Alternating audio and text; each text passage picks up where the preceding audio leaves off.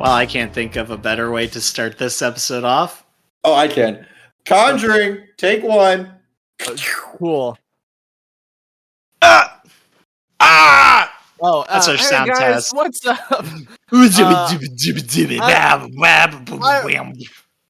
Trace. I'm gonna kick this on over to Jobe. Why me? Because I chose you. You're the oldest. Use your bolt. Lightning.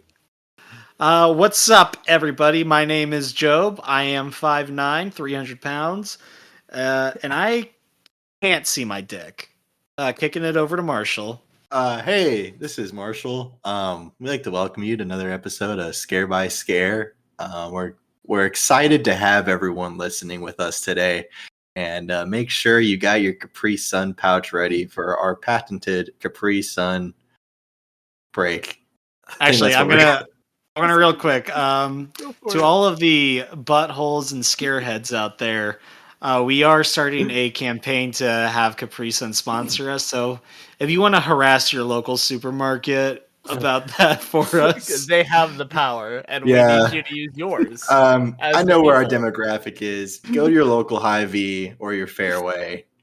Grab a 16-year-old boy by the throat and demand they sponsor us with Capri Suns. Oof, They'll probably panic and you might be arrested, but you've done something for the cause. So for the cause. for the people. This is how we start our cult, I think. You know, Jobe, back in the day in college, used to do some stand-up comedy. I did a really funny bit on cults and interviewing, but we're not going to get into that now. If we reach 500 followers, Joe will do a stand-up comedy routine for us. What's that? Whatever. Oh, if we reach 36 views on this. That's a milestone. if you can prove to me that the dinosaurs were right here millions of years ago, Yeah. Whatever. Anyway. Trace, what did we watch this week? Trace, what did we watch? We watched a very scary movie. Ooh. So I'm not even gonna mention it yet. I'm just gonna get into it. You guys tell me if you know what I'm saying. We told All them right. last week. Shut the fuck up and don't interrupt me again. I am very powerful, and I will stop you. Guys, I know I say this like every week, but this might be your worst episode yet. We haven't gone through it. Can't be our worst episode. Yeah, you don't even know what I'm about to say. What if I cut it off right here? Well, you do, because you're the only one who's actually in this talk. That is true. But I haven't read All it, right. so. That's true, or seen the movie. We start on the story of the infamous possessed Annabelle doll. You know how it is. The girls feel sad. The girls invite a spirit into a doll, and they start freaking out, and they throw the doll away. The doll starts haunting, which leads us to the Warrens, real people who are based on real people. So they study the paranormal and do some investigations, leading us into one of our own, The Conjuring. This story is based on allegedly true events. The Warrens were actually real people who were doing these paranormal investigations and were looking into these kinds of things. I don't know. I haven't looked into the skepticism around it or how popular or renowned they actually were back in the day, but they existed. So our story is the parents and their 5 daughters who move into this old rundown country home, and in a strange game of hide and seek, they stumble upon this old cellar that was kind of boarded up where their stairs go down, so kind of like where Harry Potter lives. Sadie, the dog, hates it here, and barking all night while mom and dad bang one out to quote-unquote christen the house. In the morning, everyone has bruises on their legs, and the dog is found dead, and all of the clocks have stopped at 3:07. We transition to the Warren home in their little cursed reliquary area. It's where they hold all their cursed artifacts that they've taken away from their hauntings. They're trying to have a positive article written about them while they're kind of speaking, and the daughter walks in, he yells at her and goes, "Ah, get out of my office." We then return to the parents. We find that Cindy, one of the daughters, is a sleepwalker and starts pounding her head into a very old-looking wardrobe, probably trying to get to Narnia. April plays a cool trick on Mom and scares her with a music toy while she's playing with her imaginary friend Rory. Funny ghosts keep messing with the girls by grabbing their feet while they're sleeping and pulling them over the bed. And in Christine and Nancy's room, there is someone standing behind an open door that only Kristen can see. It slams the door and the girls scream, but Dad walks in, does the little look around and says, it's just a bad dream, go back to bed. We go back to the Warrens. They're given a new case, which ends up being a hoax. They're just doing the whole, hey, pipes, old house, wind, get over it, not haunted, to stop wasting our time. We quickly jump back over to the parents again. It's a really weird dynamic of swapping between the scenes. I'm not particularly a fan of it, but we can get into that later. And in the middle of the night, Mom hears a cool game of hide and clap going on. While she goes to investigate, she hears shattering and watches all of the family pictures on the wall above the stairs immediately shatter and crash to the floor. This is all happening while Dad is away at work doing whatever it is he does. I think he had a big truck. I don't know what he does. This doesn't explain well. The game continues as Mom is searching around the house for intruders and is shoved down the cellar stairs, and then the doors immediately slam shut and she's locked in. Dad comes home as the house is being attacked by all these spooky ghosts. Andrea has been attacked and leaped at by some spectral girl atop of the wardrobe. We skip back to the Warrens, who are in a lecture showing the study of our very own Maurice from The Nun. Carolyn, the mom, is in the lecture and approaches the Warrens afterwards to help take a look at the house. The Warrens are very skeptical just because they're always in the thing of like, yeah, your house isn't haunted. We know haunted, and your house ain't that. Then they go in and they look at the house and they go, oh shit. This is a big one. As the Warrens begin to look around the house, they are filled in on the situation going on. Lorraine starts to sense some terrible things that have happened in the cellar, and the proper investigation begins. The Warrens explain the dark entity will stay with the parents, even if they leave the home, because it's latched themselves onto the host, which is humans, more often than not. The land the house sits on has been cursed, allegedly, by an alleged witch who proclaimed her love to Satan and then hung herself after sacrificing her baby at the fireplace. They begin to booby-trap the house with cameras and bells to catch signs of the spirits. Basically, it's that whole shtick of if a spirit is in the area, the temperature will decrease greatly and very rapidly, which causes the thermometer to trigger the camera, flashes the lights, we get a picture of a ghost. Next morning, while Lorraine is helping with the laundry, she sees a spirit in Carolyn's room that hovers over her and begins to spit this big stream of blood into her mouth, causing her to retch in the bathroom by the time Lorraine gets up there and finds her. And we learn during the exorcist with our old boy Maurice, Lorraine saw something horrible that caused her to lock herself in her room and refuse to eat, although Ed still doesn't know what she saw, and he refuses to take interest in her life as a loving husband should. We find out that the witch is possessing mothers to kill their children, and Nancy is being lifted and thrown around by her hair. It's a very funny scene. She's getting all tossed around. The next morning, as everyone is packing up, the parents get out of the home, and the Warrens are going to get the film developed and go to the church to try to get this whole exorcism underway. Lorraine hears and sees their daughter drowning in the lake and rushes to call to make sure that their daughter Judy is safe. She is, but she freaks out and she's having a whole conniption about it. The Warrens return home after the church and find that their house is under attack by spirits, one of them having Annabelle out of her case and like rocking in a chair. Though when Ed goes to check, the doll is still locked in and is completely safe. In this time, Carolyn has taken both Christine and April back to the house.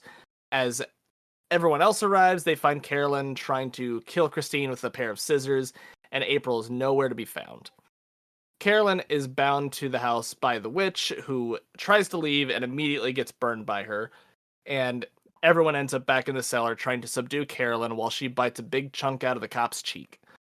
With the limited time they have, Ed decides he's going to do the exorcism himself, even though he's not ordained by the church and has no training whatsoever. Birds begin to swarm the house and the usual telekinetic shenanigans ensue. Druce does a stupid and shouts April's exact location after he finds her so that Carolyn can hear, and she takes off running into the home, like through the rafters and everything, to kill her daughter.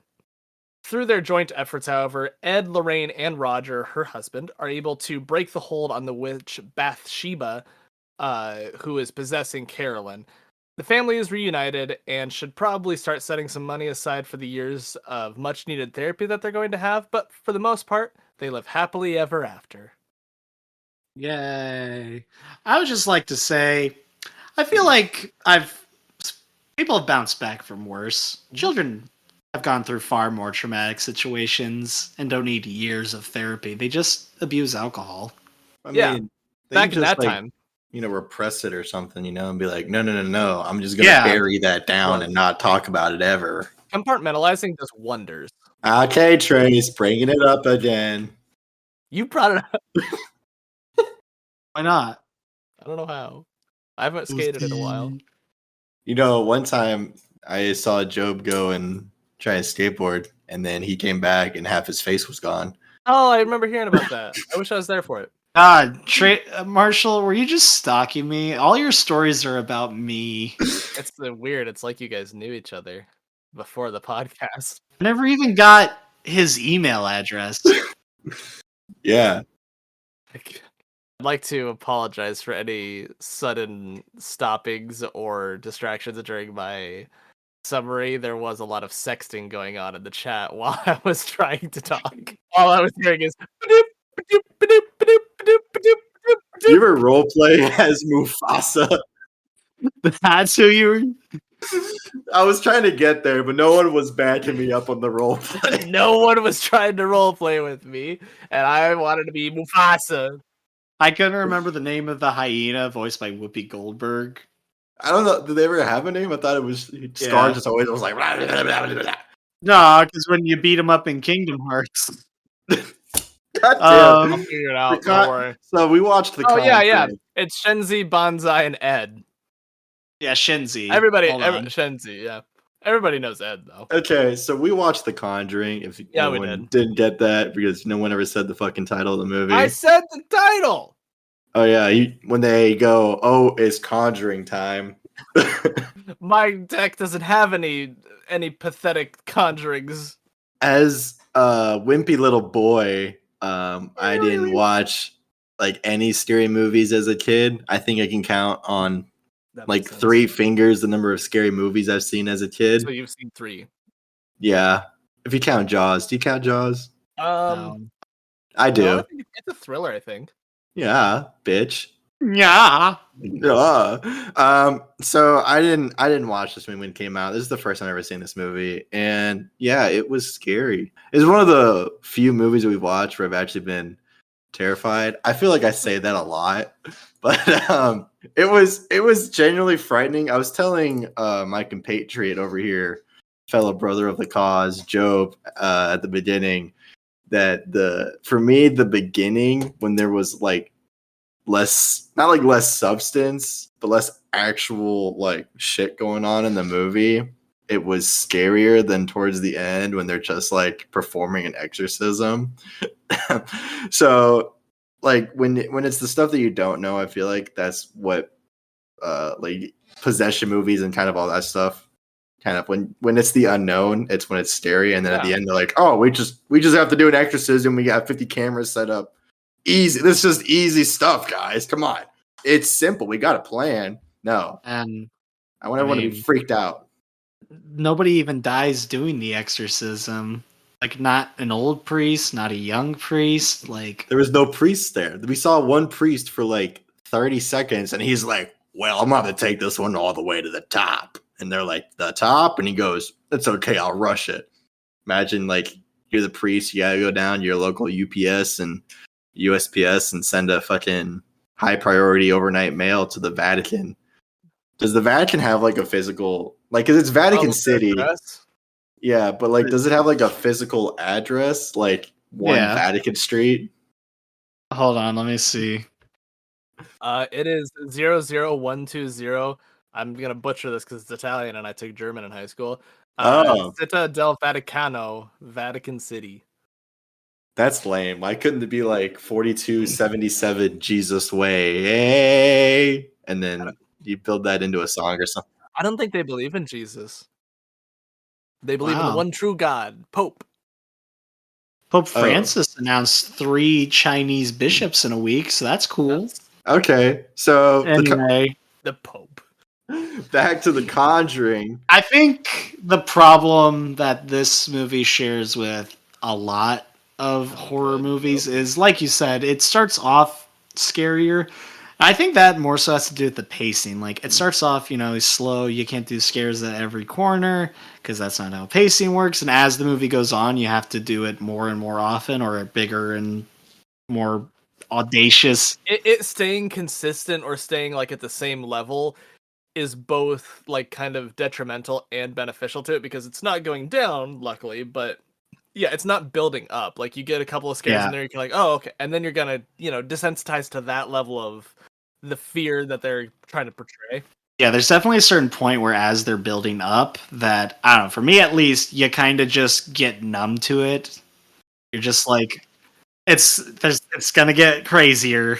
Right, there's like a big scene where all these birds start flying around the house, but These like fucking birds. these birds are going sicko mode, and like one of them like flies through a window, and then that's kind of like all we really see, like a couple Yeah. windows, and that's it. Like it's not really like, it's hard because at the base level of like horror and like a lot of the possession movies, it's already scary enough, and as the movie continues, like Jobe's saying, is that they have to increase the scare level, but they don't know how to. A lot of movies don't, I feel like, don't do it well. They just kind of like, oh, we had one dead bird, let's just have a whole bunch of them, right? Like, oh, we got one door closing, let's close multiple doors. Like, I feel like if, according to the lore of this movie, this is the Salem witch trial, witch, huge advocate of Satan, killed multiple people across this multiple huge land. I feel like she should be able to do some more freaky shit rather than flip a chair upside down and throw a chair at somebody, right? It kind of feels like there's a lot of setup for the continuing of the universe in this movie series. I feel like it's kind of what they're going for, is that it's, oh, we're using Conjuring 1 to get to the Annabelle doll, and then we're going to go sicko mode or whatever, right? But to me, it's like after a certain point in the scary net level, it's like, all right, we've seen this before. Let's move on. Yeah. Cool. I guess we're done talking. Sorry. Trace hadn't talked in a while. I was just opening it up for him. I was curious about what movies were coming in. He was looking up boobies. No, I wasn't. It's Conjuring 1, and then Yeah. probably Conjuring 2, and then Conjuring 3. No, actually, after it goes Conjuring, Annabelle, then Conjuring 2. No, in the Conjuring series, it's Conjuring 1, 2, and 3. Well, Annabelle is set in the Conjuring universe. In the Conjureverse. Yeah, in the Conjurers. Yeah, but I'm saying if you're gonna watch Iron Man 1, 2, and 3, you just watch Iron Man 1, 2, and 3. You don't have to go watch the other Marvel movies. You know what I'm saying? You could also go Captain America, Iron Man, this one. Are you kidding me? You're gonna watch Iron Man 3, but not Civil War? I'm not gonna watch Iron Man 3. I'm telling you right now. Iron Man 3 is not that Dog, bad. I'm planting my foot firm in the ground. I will not watch Iron Man 3. I watched Iron Man 3 and Iron Man 2, I think, once. What if that is it. Went and watched Iron Man. You know what? Let's pause the episode real quick. We're gonna go watch Iron Man 3. No, we can't pause. We only get one pause. I feel like we can do more. We got some more substance here. Joey King's in it. Shout out Joey King from Kissing Booth. That's the topical movie though. We could talk about. Yeah, who's Joey King? Joey King is the She's lady the one that's like her mom, and everybody was like, "Hey, she's out of jail now." That's Joey King. No, that's Joey not. King made the movie version. Oh yeah, Joey King in Conjuring. She was the one that was on the bed. And it's like there's something behind the door. Yeah, But you would have. Well, you would have known had you seen the movie. Have you seen Bullet Train? Nah. Have you seen Kissing Booth 1 and 2 or 3? Have you seen I don't know. That's all I got. She's in other stuff. If you She say is. so. She has a sister, if that helps. Okay. I think for me, another problem with like that kind of brings down the scare factor is I think a lot of it is riding on you really buying into the whole based on a true story to go, ooh. But Yeah. you can use that phrase very loosely. And Well, yeah. I mean, when it comes down to it, I feel like every single story is somewhat loosely based off of something that really happened. Nah. not even that, like it's based on a true story. It's based on an account from the Warrens. Oh, Joe, And they're biased. You've seen The Dark Knight Rises, right? Yeah. You know, in the What? flashbacks, there's the kid that climbs the wall. She's the kid. Yeah. Joe, She's the kid? you've seen Ramona and Beezus, right? No. Chubb, you've seen Spirit, Sign of the Cimarron. Oh my god. Yeah. So Matt She's in Damon, Slenderman. We can see her again in Slenderman. Matt Damon plays a horse. She's in Horton Hears a Who. What? Wait, Brownie no, was in Horton Hears a Who. Oh my god. That's true. If you know, you know. Yeah. If you know what Brownie looks like, you know exactly who he plays. Yeah. Okay, back on track. I think it's a good mix of there's like the whole like religious iconography, you know, there's the Three Knocks is a play on the Trinity, and then they have like cameras and stuff like that too, right? Because a lot of movies they'll go, and Jesus hates cameras. well, I'm just saying a lot of movies are like That's why he never had his picture taken. Like The Exorcist, right, brings in, we have priests strictly. I mean, yeah, they did do some other things without priests, but they didn't do shit really, right? The priests did the job, right? I get where it's at, but I'm also with Job in that him going, you know, 3 knocks is something against God. It's bullshit. Like somebody just went into a house and heard it, like they're like, oh yeah, the thing knocked 3 times consistently, and they're like, 3 times. What else is in 3s? The Bears. Oh God. Yeah, no, that's something against God for sure. Give me a minute, and I'll tell you that it's exactly the Father, Son, Holy Trinity. You have to think that hard. He wanted to say the 3 wise men, but then he was like, "No, but that there's no doesn't make any sense." No myrrh. So in that, I was just kind of like, "That's definitely somebody at one point in life just went, I could sell that," and then everybody went, "Yeah, that's exactly what that is." At that price point, traces out. No, it was just stupid. I'm like, you know, humor also comes in 3s. But they did try to explain a lot, which I thought was good of them, you know? Like, not they over-explained, but they were explaining the things that was happening to the family in a way that made sense, right? They're like, it's cold because that's what spirits do, you know? Oh, you guys can't leave because it's attached to you, right? Even though it's in this house, it's also attached to you, so you can't leave. And they're like, shit. So they end up leaving. He's like, your kids baptized or are they pieces of shit? And they're like, well, they're pieces of shit. I'm sorry to tell you. I do love that is part of the like qualifying factor of them doing an exorcism. Like, this whole family of like 7 people are in danger. They baptized? No. They part of the church? No. What the fuck do we care about them? They're damned to hell. I don't care. I think one thing that's, and correct me if I am stupid, but damn it, I gotta make phone calls. I'm letting so many people down right now. No, you're great, Jobe. What's funny to me about movies where like exorcisms work is the implication that not only is Christianity correct, but also specifically Catholicism. Well, okay, we've been on that before. There's just not a lot of movies that are like, hey, let's talk about other religions, because there's so much Catholic lore. Like, they've written so many books and went, this is ours. The Conjuring, but the guy shows up and he's a Buddhist monk, and he's like, dude, I don't know why I'm here. I just got called for the job as a fill-in. It's Judaism is Dragon Ball. Catholicism is Dragon Ball Z, and Protestants are Dragon Ball Super. Which one's Dragon Ball Z, Kai? I want to hear this. Mormon. That's when you just go to Sunday Mass. Oh, no, no. Mormon is GT. Oh no, Kai is Latter Day Saints. Isn't that Mormonism? They're different sects. Okay. It's a whole it's a thing. No, I do want this movie to be like completely about Catholicism, and then the exorcism fails, which it does, and then they just go, shit, we don't know what to do, and then the Buddhist monk comes in and just goes, all right, does his thing. It's over in like 2 minutes, and he's like, "You're welcome," and he just leaves. They're like, "Oh shit, I guess Catholicism's wrong." Okay, hear me out though.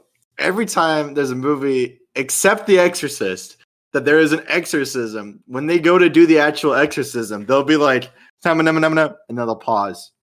Oh my god, look, she's reacting to the exorcism. Oh my god, I should continue the exorcism. And then they'll pause for a long while, and then they say, "Get the fuck out!" I want Marshall to lead a church sermon. I want him out there to be like, Did Abraham not say? And God spoke to him, and he said, What? One of you will betray me tonight. Are you sure? Hear me out. So they start the exorcism, right? And then chair starts floating, spinning around, all that fun stuff. And he's like, "It's not working. People of Earth, grant me your power." And everyone. No, okay. I was telling Madison this earlier. So there's a bit where he's like, "Grab her, do not let her up," right? So big burly strongman cop grabs him. He's like, "Oh, I got the wife," and then the husband also grabs the wife, and he's like, "I got you, honey." And then Jordan Green from the 100 is upstairs, and he's like, "Guys, I found April." And then everyone's like, "Oh shit, he found April. Let's turn to hear the voice. Let go of the woman." Because that's what they do. They decide to let go of her, and she just mad dashes, and they're just like, "Oh fuck, we should hold on to her better next time." Ah shit. Next time there's an exorcism with this sure. No, but then there's the hard, this moment goes hard. You can make like a TikTok edit with it or something, He goes, "Bathsheba," and Bathsheba turns her head. He's like, "Get the fuck out." I'd like to think Bathsheba. I'd like to think Bathsheba turned her head because she's like, it's Mrs. Bathsheba or something like that. Yeah, she was insulted. Right. He didn't pronounce it right. Sorry. Like, hey! Bathsheba's my kid. I'm Mrs. Bathsheba. It's Bathsheba. Anywho, I thought all the effects were quite fun. I mean, none of them looked like, wow, that's a bad CGI effect, or none of them were like, wow, that's a bad practical effect. They seemed good. Right? I mean, it's hard to make a door move and open bad. Like, you either open or you just get a broom and you just right. But like, you try to open it and only the top half goes, and it's not even one of those split doors. For me, the parts that worked really well were something's gonna happen, but it's a jump scare. It's just the movie's mainly.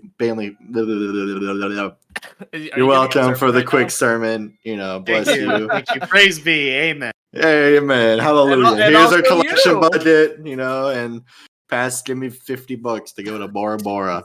As I was saying, but like it does good when there's something's gonna happen, right? It's gonna be a jump scare, right? But there's this long moment of quiet. For example, big burly sexy man cop goes over and pours himself sexily a coffee, and then pours himself some creamer, not sexily. And then he's like, "Wow, look over there." And the camera just kind of follows him throughout, kind of investigating this.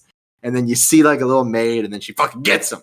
But until that point, there's like 40 different times that you can see like, it's going to get him. It's going to get him. It's going to get him. But then it doesn't. Sexy. But then it gets him at the end. And then you're like, I knew it. But it was still scary. You know what I'm saying? You picking up what I'm laying down, Hoss? Yeah. I do feel like there could be more though, because they have this music box, and it spins, and the whole gimmick that the daughter brings with it is like, mom, you can see the little boy in there who's Rory, if it stops, and then she does a whole spin, it zooms in, starts zooming in really, really close. The music's getting suspenseful, and then her daughter just goes bat, and she scares her mom. Later on, we actually see Rory in the background when Lorraine is looking at it, and we're like, oh, okay, hey, it works. They bring that back to their little museum of doom at the end of the movie, and it opens up and it starts spinning, and then it gets really close on it, but nothing shows up, and it just slams to black with a loud thud. And I'm like, all right, I feel like that could have been a good moment for them to actually jump out with that in the mirror, and they just decided not to.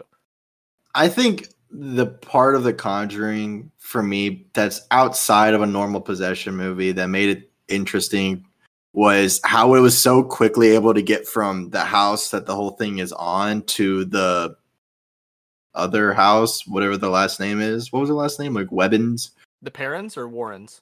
The Warrens. Warrens. The Warrens' house, like, and start haunting them even a little, right? Just because they had that one necklace, which, as professional demonologists and other titles, they should have been like, wow, the demon grabbed the necklace of your daughter. Maybe we should consider that it's going to go after our daughter. Well, she does have like that little bit of like a vision, but I feel like it's just not taken as seriously. Like she just kind of is like, "Hey, mom, is our daughter okay?" Yeah, cool. And then it's done. Like, maybe we should get home and like just be there.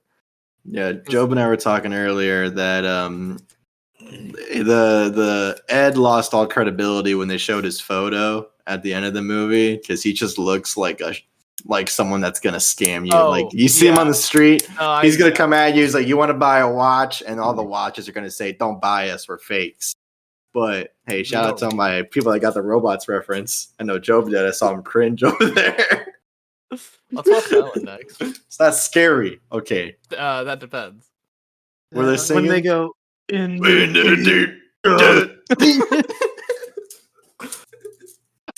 It's not scary though. It scared me. Hey, you know. You live and learn. You live and let learn.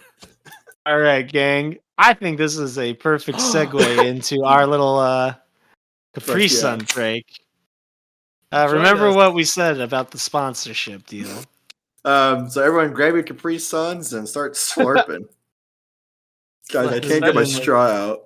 That is the best part of Capri Sun. That is so secure that you don't have to worry about your straw falling out. It is.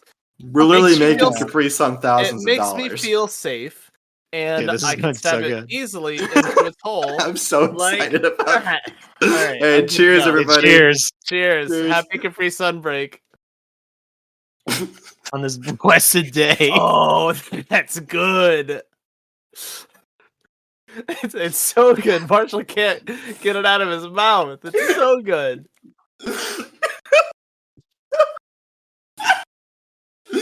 I don't know. I'm assuming none of this is making it in. No, I want the listeners to know that literally nothing funny is happening. No, we all took one big sip of our Capri Sun, and he just lost it.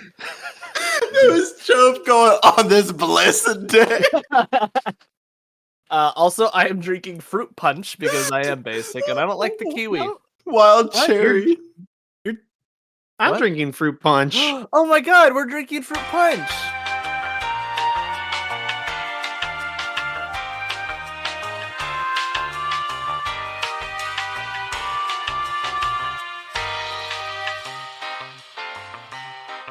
And we're coming back in from our Capri Sun break, and we'd like to think about how refreshed we are. Literally, like, why wouldn't Capri Sun want to sponsor? We would like to thank Capri Sun for maybe considering sponsoring us. I don't think we're legally allowed to say they are sponsoring us. No, they're not sponsoring. I don't know how that works.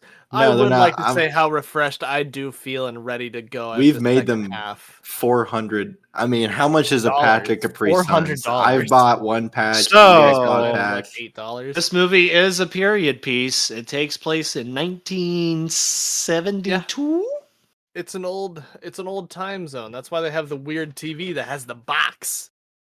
Don't those explode or something? That's from my my younger viewers out there who don't understand what those are. Wait, hold on. This one's for Jobe. This one's for Jobe. They had Vivarium channel on it. Hey, that's good stuff. That's No. good. But for me, I like the fact that the whole figuring out what's happening, once they bring in like the specialists, they're just like, oh yeah, guys, look, it's easy. There was a witch here. She cursed y'all. You're cursed. It's simple, guys. It's not hard. There's no like, well, it could be this. You know, it's not like an episode like Supernatural. They spend 30 minutes saying, oh, it's this monster. And then the last 5 minutes, they're like, actually, it's this very specific monster that we never thought about. No, they get it in like the first 6 minutes of them thinking about it, right? It also helps that the Warren's Lorraine is clairvoyant. And she can see things with her powerful mind. In Warhammer, we call them psychers. I just call them really cool. Yeah, but the only problem is every time she gets scared, a little piece of her mind falls apart or something. It's whenever she has like the premonitions. Or, Yeah, like, has insight into the person. I thought it was implied that like she was not like losing her mind, but like she was in actuality. But he's trying to say she's losing her soul or something. You know, she's dying. It definitely seems like one of those things that Ed makes it out to be way worse than it really is. Imagine being denied the kingdom of heaven because they're like, nah, you saw too many spooky ghosts. You helped way too many people. So we're just not here for it. A little bit with the whole "it's a true story" thing, because people always, I feel like, meme about it, right? Because they're looking at this and like, there's no way this is based on. Well, as Jobe was saying earlier, it is based on an account from these two, Ed and Lorraine, right? Yeah. They also did the Amityville Horror, right? Oh yeah. I remember. Yeah. So this is their account of what happened allegedly here, right? Maybe they did it for money. Who knows? I'm not saying, I'm not going to call them, hey, these guys are they still alive? No, they're dead, so they don't care. I'm not going to say that they're like lying about it, but like actually, Lorraine is still alive. Yeah, I was going to say.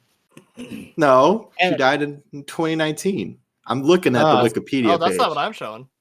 I haven't checked their Wikipedia since 2017, so that might explain that discrepancy. Fun fact, you have to look up their full name. You can't just look up Ed and hope for the best. But like, yeah, it's hard to say it's like based on a true story and then watch this movie with shit going everywhere and be like, okay, I feel like this would be a bigger news story. They definitely took some creative liberties with, I'm assuming, what happened. I didn't read the real report. I don't know if you can do that. Is that like a thing? Well, I also read that that this Bathsheba witch who was accused of sacrificing her child was actually acquitted. Good. Yeah. She got off scot-free then. Yeah. She gets to possess whoever the fuck she wants now. That just goes to show, if you've been acquitted, you didn't actually do it. It's true. The legal system has never let us down. Just remember. No, never mind. I'm not going to get down that road. Just remember, kids, the feds are your friends. Yeah, they'll never earning that sweet state money. Information.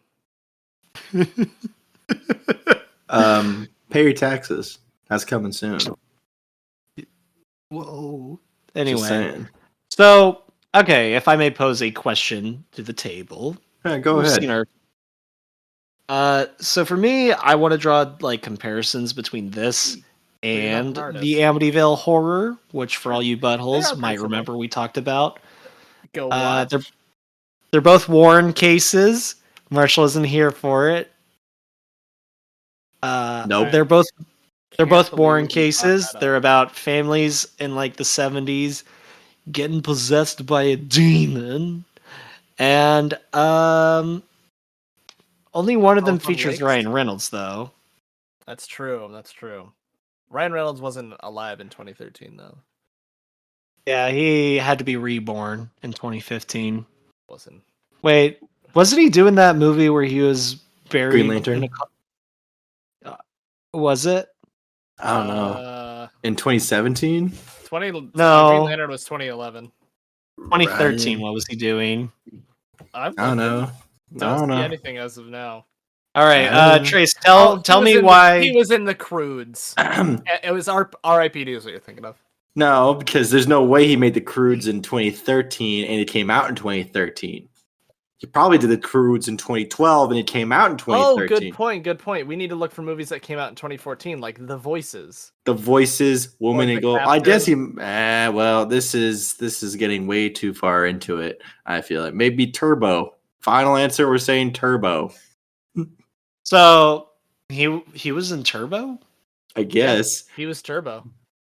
No, he wasn't. He was Turbo. He was? He was Turbo. He was Turbo? I was bidding at first as I was clicking on it, but he is Turbo. Snoop. Let's name this I've never seen episode- Turbo. I haven't either, but Bill Hader's It's in it too. bad. You Bill know what's Hader. bad? Dougal. What are you talking about? They got A-listers on here. Yeah, but the movie Dougal? sucks. Richard Jenkins, Anyway, Ken Jeong.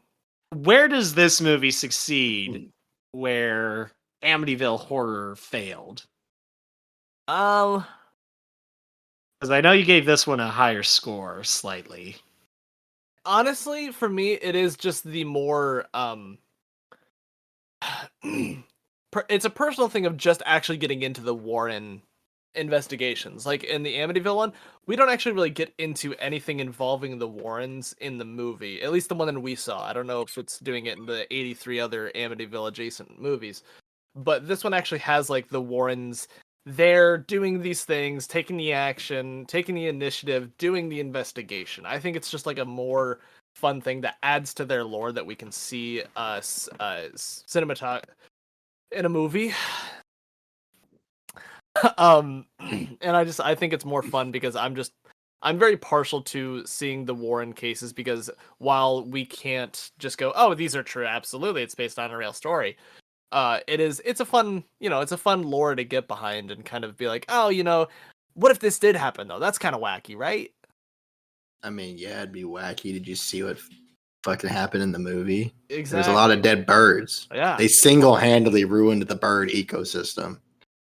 Yeah, but I'm sure our editor liked that all those birds were dying. Yeah, shout out to my wife. My wife. Yeah. We love Patrick Wilson here. That's not my wife. Yeah. Patrick Wilson was great in it is Bone now. Tomahawk. He was in Bone Tomahawk. He was in Bone Tomahawk. He was the main character. Is it drink for Bone Tomahawk? Oh, that's yep. Oh shit, I said it too. That's 2 drinks. Oh, you said it too, so that's 3 drinks. Unrelated. Can't kind of relate related. to the movie. I was walking around the other day. I don't remember where it was, but I heard someone mention Bone Tomahawk. It was either out loud or it was like a TikTok, and I'm like, no one else has seen that movie. Like, that's not real. Like, it was like, it wasn't even right after we watched the movie, but like weeks ago, it just started popping up on my feed of seeing clips from it. I'm like, I've seen that movie. It was a bunch of TikToks, people saying like, oh yeah, Bone Tomahawk is such a great horror movie. Right? And I'm like, God, chill out, man. I still don't think it's that great of a horror movie, but it's a good thriller and western. Now, back to what I think was actually a good horror movie, Conjuring. I thought it was good. I'm gonna be real with you guys. I thought it was pretty good. Right? It was a little slow burn at the beginning, right? But it doesn't wait like 4 days to actually conjure, like they get in there day one, shit's happening, right? I don't want to look at Trace because I know he's just gonna bother me, so I'm not even looking at him. Jobe, you got my full attention. So okay, No, did you want me to say something, or no? Okay. I'm just saying I'm looking at you, but it goes and you can see there's a progression. Right, stuff happens. It's not just the same stuff. It is at some extent, but it ramps up. It does its best to ramp up, and then it has a good conclusion. Stuff happens throughout the movie. It's quite fun. I'm trying my best to ignore Trace, but he's just so obnoxious. Trace, ask Daddy Marshy your question. It's a slow burn, but it's a bright burn. That Can we take him out to sucked. pasture? Not worth the wait. but the bit was funny too. Maybe if it the was- listeners can't see it, but Nope, doesn't count. Listeners can't see it. listeners are blind. That's Hey, that's what listeners, they say. vote down below if we take Trace out to pasture. And Oh wait, Hey, listeners, drive into oncoming traffic. no, don't do that. Okay, You have to do listen what to we Marshall on this say. one. He seems pretty confident in his answer. Yeah. Don't drive into So- ditches. Yeah, for me, it definitely. I don't know. This one just has like I think better production value, stronger art direction than like Amityville Horror 2008 starring Ryan Reynolds. Just because it's one of those things that's hard to describe, but Amityville Horror feels more, I guess, like a TV movie. I don't want to say cheap, but more just like 2005. whereas I mean, The yeah. Conjuring, James Wan does have a pretty good sense of style and an eye for that sort of thing when it comes to his movies. Like I don't know, they What all else did he do? Oh, he did Saw. Saw. Yeah, I've And only ever Insidious. seen Saw 2. Is that bad? like You is Saw seen Saw 2 2? bad? No, it's good. No, Saw 2 I thought was good. But like it's just scene number 2 bad. Also, I think he directed Furious 7. Oh, I saw that one. Well, that's the only Furious movie I've seen. He was also an Aquaman. Wow, quite the resume. Yeah. Sure. Anyway, Aquaman. He's Australian. Oh whoa. if I love our Aussies are cool. Australian- I love Aussies our are all right Australian- with me. Yeah. In terms of Australians, I like them. Okay, Don't tell the so British I said that though. overall, I think Oh, good. We're getting this is beat. one of those movies that I don't think does a whole lot new per se, but what it does do, it does very well for the most part. Which is why I'm giving the Conjuring.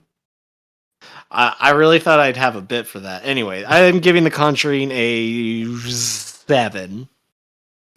7. Wait, what Out did you of give 10. Vivarium? An An 8? 8. This is a fucking psychopath. Yeah. Look, so- Vivarium was a movie made for me. It can fix me, bro. No, it can't. Nothing can. I'm sorry. Marshall's time to shine here. Welcome to the Marshall Corner. Sorry. Marshall was indeed scared at certain points throughout the movie. I did physically jump in my chair, as in my little spot on the couch. Not like it's my spot on the couch, but it's my spot on the couch. It's got a indentation for my butt. Did so you point has- it out to us? Madison really liked that one. Yeah, she did. Yeah, she did. It's right there. You can see where my blanket is, so when I get chilly. Aw. He's just a chilly little guy. But I went, and I'm just sitting there like one of those where you like back up into the seat while I'm watching parts of it. Like, not at the end, because it's like, all right, they're gonna exercise her, or she's gonna break her fucking neck when she falls, which she didn't. She landed nicely, Yeah. but it's whatever. I gave this movie a 6.75. Okay. I'm gonna go as far to say that the exorcism in this was not actually successful. It does not So you seem sound as like- if they actually. All right then. It doesn't seem like him doing the exorcism actually like threw her out. At one point, he just goes, "Hey, go back to hell," and she's like, "Okay." And then Lorraine grabs her by the palm of her hand onto Carolyn's head and goes, "Remember, you have daughters, and you went to the beach that one time?" And Carolyn's like, "Oh yeah, that was nice." And then everything just kind of, they're like, you know what? Cool. We're done. But again, I like the Warrens. I like their tales of paranormal. I think they make an appearance in Paranorman. And we all know I'm a slut for the possession and demon movies, so I'm here for it. I'm giving it Did Trace just die? an 8 out of 10. Okay. Okay. That was See, that was a good bit. No. Our producer actually wrote me a little thing to say for our outro, so I don't fuck this up. We do want to thank everybody here listening to us today. You mean a lot to us. And I'm supposed to say this, or else Madison will kill me, I think is what she said. To his head right now, I can see. Oh, no, she will cry is what she said officially. Well, follow us on TikTok. Everyone shut up. This is the first time we're doing this, so it has to be good. Follow us on TikTok, Instagram, YouTube, and wherever you listen to podcasts. We post a new episode every Thursday. Join us next week for Jobe's movie, Splice. Right? That's Splice? not I just thought, yeah, it's right. I just thought Jobe was going to be doing it. I thought he was going to jump in and go, Splice! But yeah, he didn't. So. You could say he'd splice in. Yeah, splice in Jobe. Splice. There we go. Oh shit, it rolled down to our furry porn. If you have a movie recommendation, leave a comment or email us at scarebyScare@gmail.com. And yeah, I'd like to thank everybody for listening to us today. Make sure you got your Capri Suns ready for next week. We're gonna have a grand old time. And if you guys don't have anything, we'll say bye to all our buttholes out there. Bye, buttholes. Hope you find your dad. Remember, we're not affiliated with Capri Sun, but we would like to be.